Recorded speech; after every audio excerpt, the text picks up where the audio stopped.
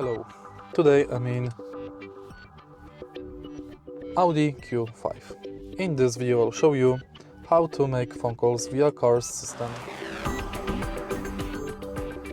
Beginning, take a look at the screen display, and now make sure that your smartphone is connected to your car. Go to telephone menu, and now you can dial number manually.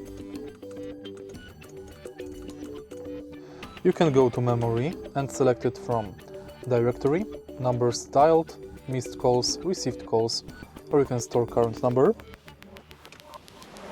In the end, you can go to dial and select from the lately dialed numbers.